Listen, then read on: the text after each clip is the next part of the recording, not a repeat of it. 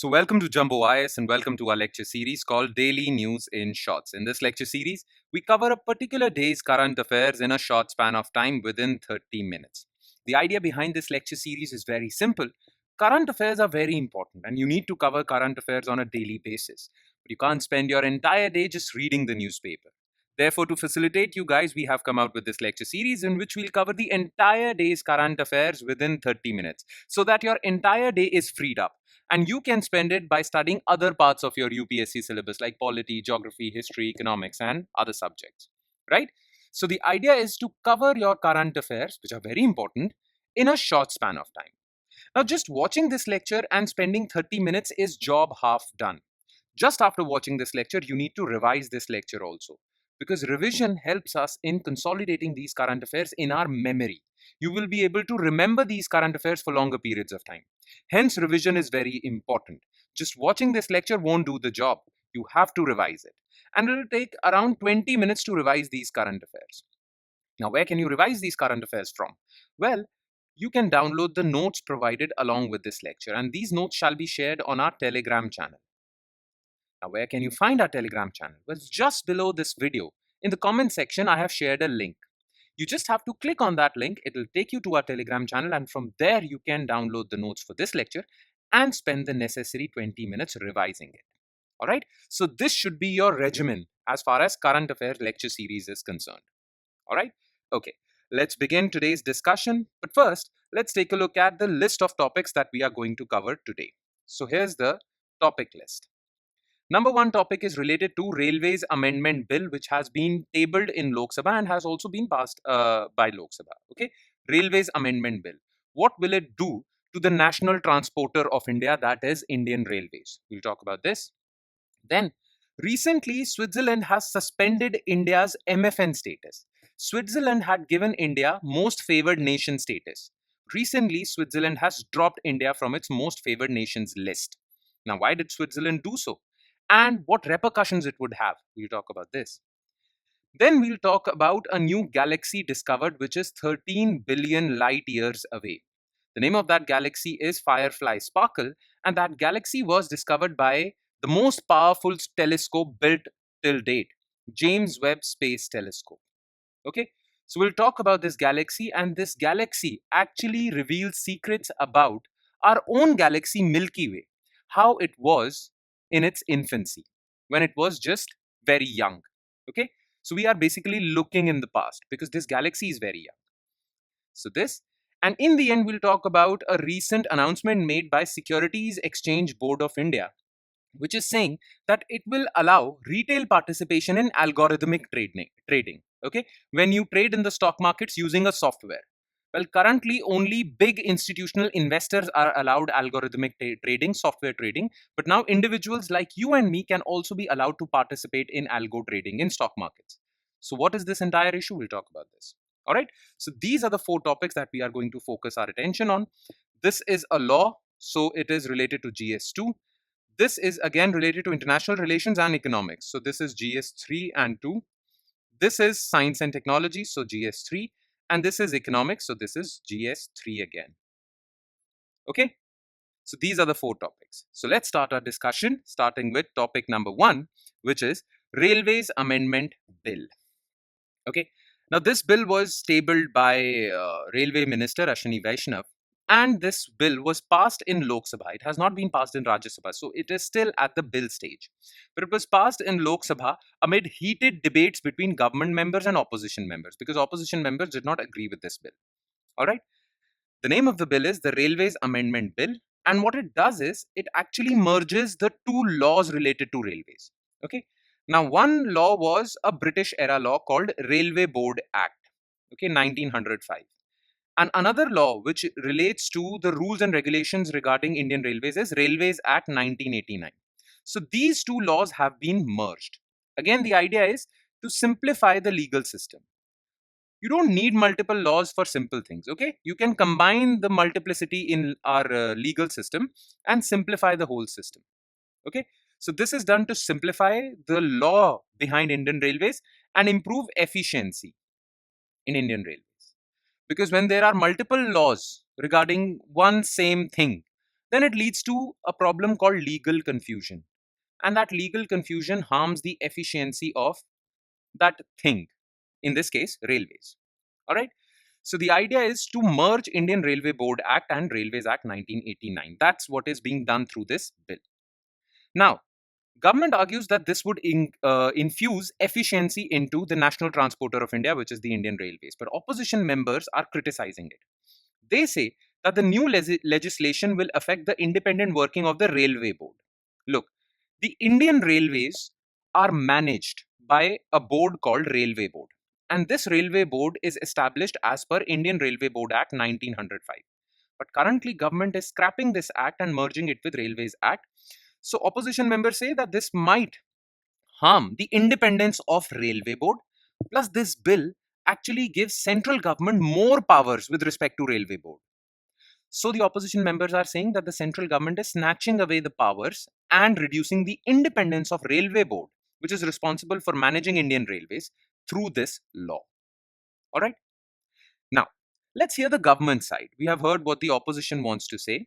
Okay, let's hear the government side. Why did the government introduce this bill? For that, you need a small historical background. You see, Indian railways were started by the British colonial government. Okay. Now, when the construction of railways was started, Governor General was Lord Dalhousie. Lord Dalhousie was actually quite instrumental in construction of railways and many other developmental works. Now, when Indian Railways started during the rule of East India Company and then eventually the British colonial government, well, Indian Railways were put under Public Works Department, PWD department. So PWD department handled the construction of Indian Railway network.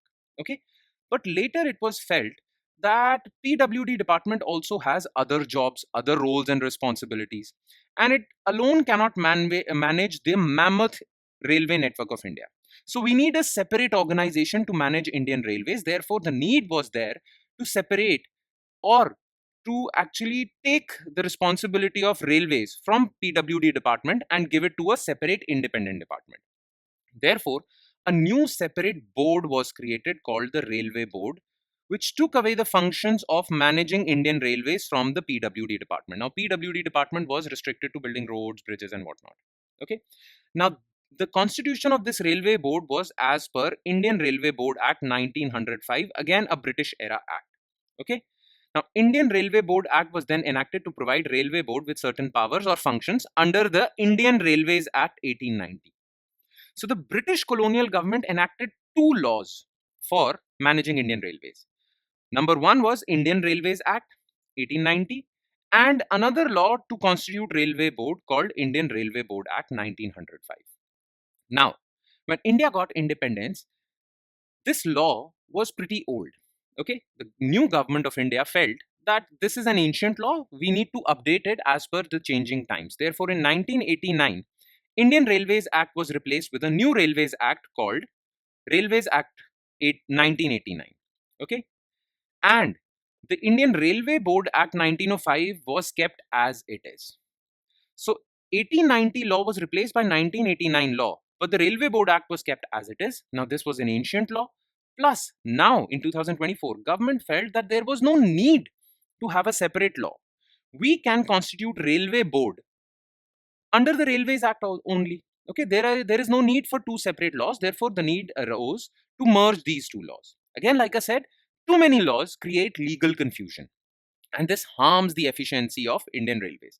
Therefore, through this new bill, government decided to merge these two.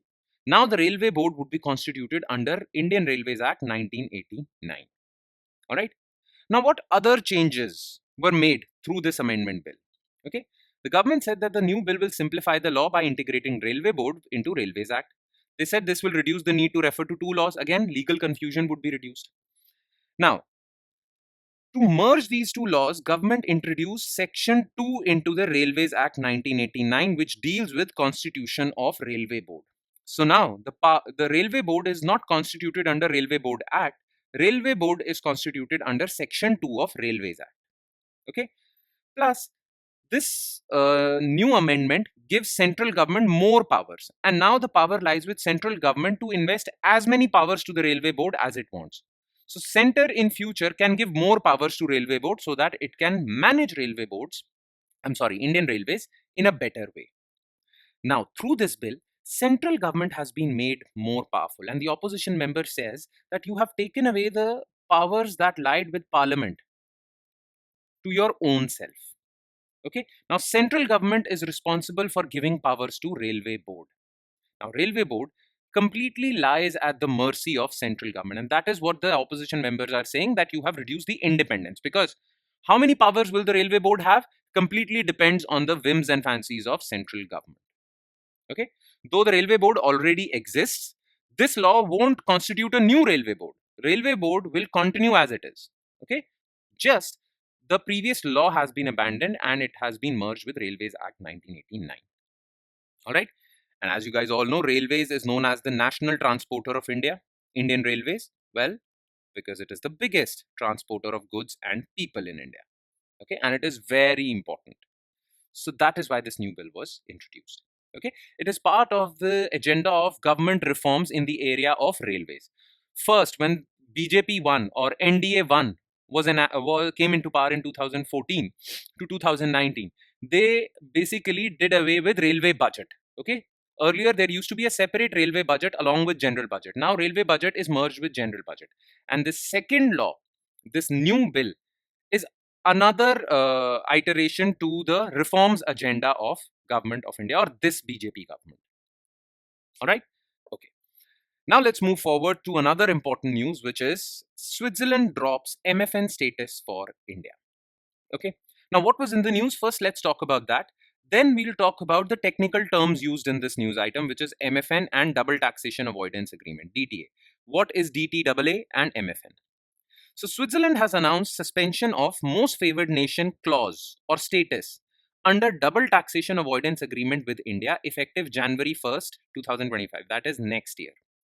So look, India and Switzerland had signed an agreement called double taxation avoidance agreement. Okay, we'll talk what this agreement is in a few minutes. What is it? Okay, but as of now, DTA basically promoted investments in the two countries. Swiss companies could invest in India and Indian companies could invest in Switzerland. Now, under this agreement, both countries gave each other most favored nation status. Okay. Now, what is MFN status? We'll talk about that also in a few seconds. Just hear me out first. Okay. So the news is that both countries signed DTAA, and under that both countries gave each other MFN status. But Switzerland has decided to suspend India's MFN status from DTAA. All right. Now this would have very bad consequences. It would lead to higher tax burdens on Indian companies operating in Switzerland. Plus, it would also impact Swiss investors investing in India. This is very bad news for investors of both countries. Now, why did Switzerland take this step? Okay, they took this step in reaction to what India did. Okay, they did not unilaterally take this step. They were not happy with the step taken by India. What was the step taken by India? Basically, the step was taken by Indian Supreme Court. So the decision follows a ruling by Indian Supreme Court which said that DTA cannot be enforced until it is notified under the Income Tax Act. So India has signed DTAs with many countries. The Supreme Court last year ruled that those DTAs won't be enforceable until they are notified under Income Tax Act. And India's DTAA with Switzerland has not been notified under Income Tax Act. Therefore, in India, DTAA is not being enforced. Despite the two countries signing the agreement, it is not being enforced because last year, Supreme Court said that until this DTAA is not notified under Income Tax Act, it won't be enforceable. And Switzerland is angry with that because they say that this treaty was signed way back in 90s and amended in 2010s. It has been functioning for all this while. Now, suddenly, you say that this treaty is not enforceable because it is not notified under Income Tax Act. Okay. Now, what India should do is quickly notify it under Income Tax Act, but that is not being done. And that is why Switzerland has dropped MFN status for India in reaction to this ruling. Okay. Now, I know to understand this news, you need to understand what MFN is, what DTA is. Okay. So first, let's talk about MFN. So most favored nation clause is one of the foundational principles of WTO. And what does MFN means? So MFN clause mandates a country that provides a trade concession to one trading partner to extend the same treatment to all trading partners. Okay. Now, what does that mean? Let's suppose that India has a trade agreement with, let's say, Sri Lanka. And in that trade agreement, India says that all the Sri Lankan companies providing goods or exporting goods to India would be charged an import duty of 2%. Okay. Now, India generally charges an import duty of 10% with all the other countries, but India gave a concession to Sri Lanka that it would charge a tax of 2% for all the imports coming from Sri Lanka. Now, that would have benefited Sri Lankan companies a lot, Sri Lankan exporters a lot. And this is the trade agreement between the two. Now, India gave a trade concession to Sri Lanka. All right. Now, India has awarded MFN status to, let's suppose, Switzerland also. Okay. Now, that means is that the trade concession India has provided to Sri Lanka should also be provided to Switzerland because India calls Switzerland its most favored nation. Okay. Which means that if India provides trade concession to Sri Lanka, it needs to provide trade concessions to same trade concessions to all the other countries with which it has MFN or to whom they call MFN. Okay. This is the case. So MFN clause mandates country that provides a trade concession to one trading partner to extend the same treatment to all trading partners. Okay. This is what is the meaning of this photo also. All right. Now, it is one of the foundational principle of WTO. That means generally all countries should provide MFN status to all other WTO members, but that rarely happens. But that is the foundational principle of WTO. Okay. Now, this applies to taxing investments also. Let's suppose India says that all the Sri Lankan companies investing in India would give a tax of 5%. All the other companies investing in India would have to give a tax of 10%. Okay, but to Sri Lankan companies, we have provided this concession of 5% tax. Then, if Switzerland has gotten MFN status, then even Swiss companies would be applied or would be taxed at 5% in India. Okay, this is what we mean by MFN. So, Swiss government was providing tax concessions to many countries. Now, it had to provide the same tax concessions to India also because India was given MFN status by Switzerland. Okay, but now they have suspended India's MFN status. Now, Indian companies would be taxed at a higher rate in Switzerland because India does not have MFN status anymore. There are a few exceptions to MFN status and they are mentioned in WTO. Like if you have free trade agreements with other countries, you don't have to give the same treatment as you give to your free trading nations to other countries. So if India has a free trade agreement with, let's suppose, Bhutan, India does not have to give the same concessions it gives to Bhutan to its MFN partners. Okay, free trade agreements are exceptions. If Switzerland is giving special market access to developing countries, it need not replicate that special market access to India. So this exception. Trade blocks like EU countries give each other special access. That need not be replicated to other countries. And if Switzerland feels that India is exporting goods to Switzerland, but it is following unfair practices like dumping and all, what Chinese companies do, then Switzerland has the right to impose higher tax. Okay, so barriers against unfair competition. So these are the exceptions. Okay, so this status has been revoked. Now, the question is, now you know what MFN is. And now you know what repercussions it would have on India because now Indian companies would be taxed at a higher rate. But what is double taxation avoidance agreement? Okay, what is double taxation avoidance agreement? So let's talk about this. Let's suppose India and Switzerland trade with each other. Okay, and companies from India basically invest in Switzerland. Companies from Switzerland invest in India. This happens. Okay, the problem is that Indian companies investing in Switzerland would be generating some income, and Swiss authorities would tax them for their income because they're generating that income from Switzerland. Okay, so let's suppose if an Indian company, let's suppose Tata, which has invested in Switzerland, is generating income from Switzerland, so Switzerland is taxing it at 10%. Okay, but because that Tata is an Indian company, India would also tax it at some, let's suppose, 15%. So on the same income, Tata is being taxed by two countries because Tata is doing cross-border investments. You understand this point? Tata is generating income from Switzerland, so Swiss authorities are taxing it on the same income. And Tata is an Indian company, so Indian authorities are also taxing it on the same income, right? Now, this leads to double taxation, and that really harms companies. So, what happens is that India and Switzerland do an agreement. And in that agreement, they decide which sort of income would be taxed by Swiss authorities and which sort of income would be taxed by Indian authorities, so that Tata is not taxed twice. Now, this is known as double taxation avoidance agreement. So, DTA helps taxpayers in this situation so that they are not taxed twice on the same income. Now, in that agreement, these are very detailed agreements. Now, India signed a DTA with Switzerland way back, and this has been going on. But now, Income Tax Department says that this DTA with Switzerland is not enforceable because it is not notified under Income Tax Act. And that is why Switzerland says that it would harm our companies, because now our companies would be taxed by India as well as by us. So it would tax our companies twice. So we are revoking your MFN status. Again, Switzerland has clearly mentioned that we are doing this because you have done this. Okay, we are doing this because we feel that you are not reciprocating our trade concessions. Okay, India-Swiss DTA, it was signed in 1994 and was amended in 2010. The Swiss government cited a lack of reciprocity as the basis for suspending the MFN clause. Switzerland's suspension poses risk to 100 billion investment commitment under EFTA India Trade Pact signed in March 2024. Okay, now what is this? Look, EFTA stands for European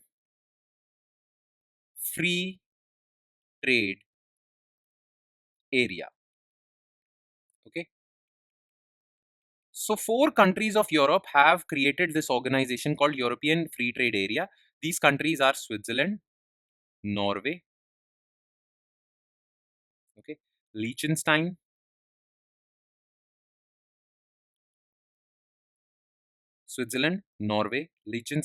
and Denmark. Most probably it's Denmark.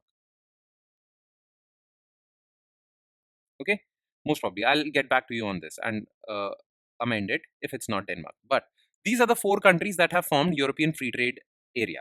Now, India and EFTA signed a pact in 2024, and under that EFTA India Trade Pact, EFTA countries said that we would invest in India $100 billion. Now, Switzerland is part of this EFTA. Now that the relations between EFTA and India are ruptured, Switzerland might hold back on this investment, and that would really harm investments in India from this region. Okay, so this can be the repercussion also. All right, okay.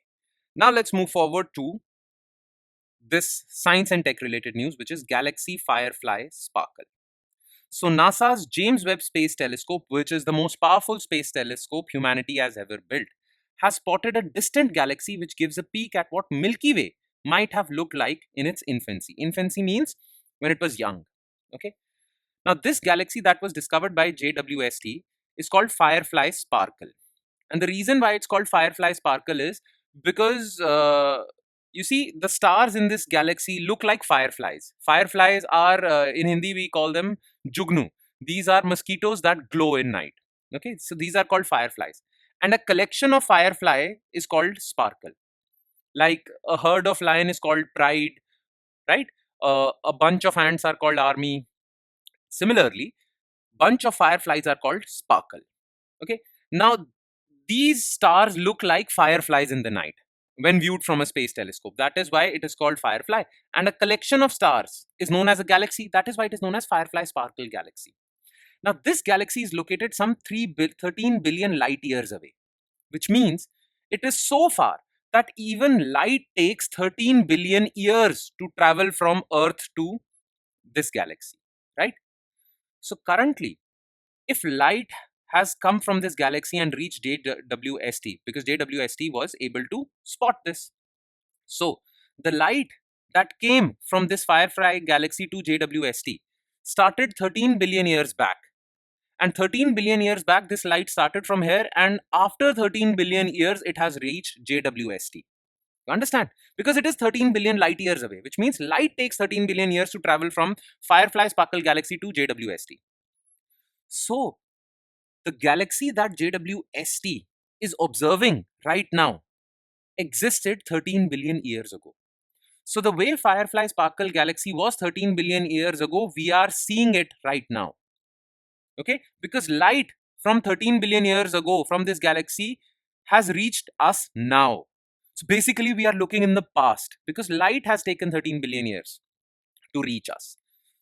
Okay, now Big Bang happened 13.8 billion years ago. That means the universe started 13.8 billion years ago. And this galaxy is 13 billion light years away, which means we are looking 13 billion years in past when we are watching this galaxy. And 13 billion years in past was the time when universe was just created. It was only 800 million years old.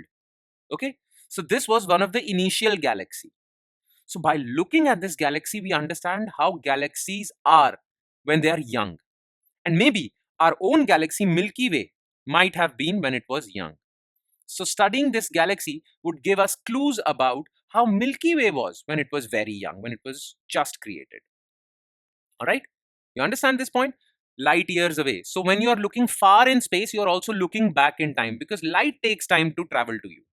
Okay? This is a weird fact about space, but that is the case. So if you are looking at an object from a telescope, which is 2 light years away, that means light took 2 years to travel to you. That means the object that you are looking right now, it was, I mean, the shape of it is that which it, I mean, it was, you're looking back in time basically. You're looking 2 years back in time because the way it was 2 years back, it emitted light and that light has reached you now. So looking back in time, that's what happens in, well, astrophysics. It is weird, but it is true. Okay. Now, about this galaxy, so it is just like Milky Way. Okay. Firefly Sparkle has a mass equal to 10 million stars, and these stars are about the size of our sun. So 10 million sun-like stars. Its mass is similar to that. Its main visible portion spans about 1,000 light years across. So this galaxy is 1,000 light years wide. It has two other neighboring galaxies. They are called Firefly Best Friend and Firefly New Best Friend. So two neighboring galaxies. This observation gives us a direct look at what Milky Way might have looked like in its infancy, because this galaxy was created just after Big Bang. Okay, because we're looking 13 billion years back. All right. Now look, there is another concept that was discussed in this news article, which is called the concept of gravity lensing. What is gravity lensing? You know how a lens functions, right? You use a magnifying glass and it magnifies an object, right? Lenses magnify objects. The reason why lenses are able to magnify objects is because they have the ability to bend light rays. Okay, this is a lens, and when light passes through it, it bends, right? So they have the ability to bend light rays, and that is why objects might appear big or small when viewed from a lens. That's what a lens does. Now, you know, not only can lenses bend the light, even gravity can bend light. Okay. And when light is coming from a distant galaxy and in its path, it encounters very heavy galaxies, very heavy stars. These stars have the ability to bend that light rays coming from a faraway galaxy. Okay. And because of their bending, these stars actually act like a lens. Okay, because they have gravity, they can bend light rays, and because they can bend light rays, they are behaving like a lens. So from someone on earth, it appears that the light is coming from this galaxy and it is passing through a lens. Okay, because the gravity of these objects is bending light rays. This phenomena is known as gravitational lensing. Now, lenses have an ability to magnify an object. You see, Firefly Sparkle is so far that it won't be, I mean, even a powerful telescope like JWST won't have been able to observe it. It is so far. It is 13 billion light years away. Even JWST wouldn't have been capable of viewing this galaxy. But the reason why JWST was able to spot this galaxy was that light coming from this faraway galaxy got magnified because of the phenomena of gravitational lensing. And because of that, it was observed by James Webb Space Telescope. Okay, so I hope you understand gravitational lensing. It happens when light encounters very heavy galaxies along its path, which can bend it. Okay, And we'll move on to our last news item, which is retail participation in algo trading. So, Securities and Exchange Board of India, SEBI, which regulates share market in India, stock market in India, stock market trading, proposed to review the existing regulatory framework on algorithmic trading to facilitate participation of retail investors. Now, what do you mean by algorithmic trading? Okay, look, you trade in stock market, you buy a very cheap share. Okay, you buy a share at low price and you sell it at a high price, right? And you gain profit out of it. So you buy the shares of Tata at 100 rupees, you sell it at 200 rupees, you gain 100 rupees as profit, right? Now this has to be done manually. But there are softwares out there in the market which will do that automatically. You don't even have to look at stock market. These softwares will automatically buy shares and sell it at profit. No human intervention is required. They will do that on their own and give you the required profit. Now, those softwares are algorithms, and using those softwares for share market trading is known as algorithmic trading. Now, algorithmic trading is currently only allowed for big institutional investors like insurance funds, pension funds, and hedge funds, big institutional investors, big fund houses. But they are not allowed for normal share market investors like you and me. We are called retail investors. It is not allowed for us. But now SEBI says that this trading, software based trading, should be allowed for retail participants as well. Okay. So SEBI has said that we are going to look into this issue and come out with a proposal that will allow retail participation in algo trading. Okay. So algo trading refers to trading using automated executory software. Executory because it executes buying and selling.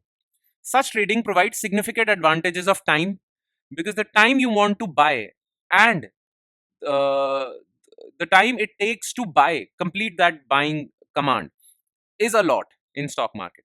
So it gives time advantages, programmed execution. Currently, algo trading is limited to institutional investors, big fund houses, which have direct market access with stock markets. Now, what is direct market access? The definition is given over here. All right. That's it. And with that, we conclude today's session. Please do not forget to revise these current affairs, because revision, I couldn't emphasize on this more, revision is very important. It will take another 20 minutes, but these current affairs will stay in your memory for longer periods of time. So please make sure that you revise these current affairs also. Okay.